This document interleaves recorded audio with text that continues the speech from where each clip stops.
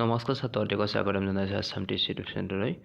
মই যে তোমালোকৰ মাজলৈ লৈ আহিছোঁ ক্লাছ 8ৰ অসমীয়াৰ লেচন 4 কুৱেশ্যন আনচাৰ দ্বিতীয় পাৰ্টটো। ইয়াৰ আগত এটা পাৰ্ট যদি চোৱা নাই চাই ল'ব আৰু সকলোৱে আমি চেনেলটো আগুৱাই নিব বুলি আশা কৰি আজি ক্লাছটো আৰম্ভ কৰিছোঁ।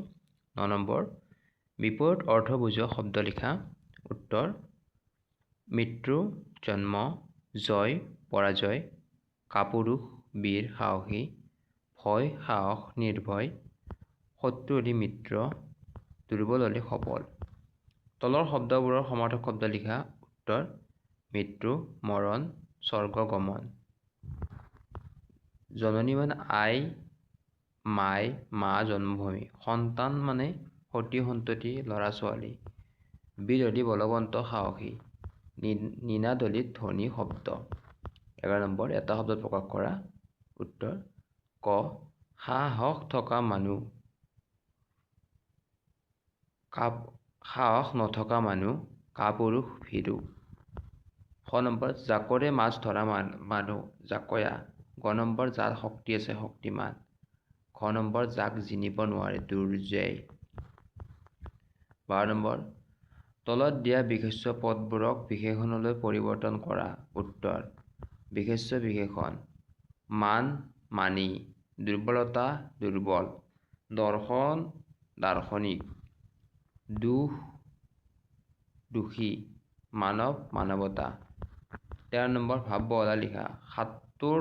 সাতোৰ নিজ বাহু বলে, সাঁতুৰিব নোৱাৰিলে যা ৰসাতলে। উত্তৰ: সাঁতুৰিব লাগিলে নিজৰ দুবাহুত বল থাকিব লাগিব, কাৰণ নিজৰ বাহু আৰু ভৰিৰ সহায়ত সাঁতুৰিব পৰা যায়। তেনেকে সাঁতুৰিব নোৱাৰিলে পানীত ডুব মাৰিবলগীয়া হয়। আনৰ বাহুবলেৰে সাঁতুৰিব পৰা নাযায়।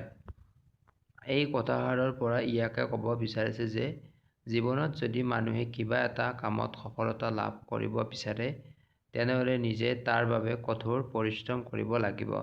আনৰ সহায়ত তেনে সফলতা আশা কৰাটো একেবাৰে নিষ্ফল। জ্যোতিষৰ আগৰবাৰ ৰচনা বা নাটকৰ নাম লিখি তাৰে এখনৰ কাহিনীটো চমুকৈ লিখা।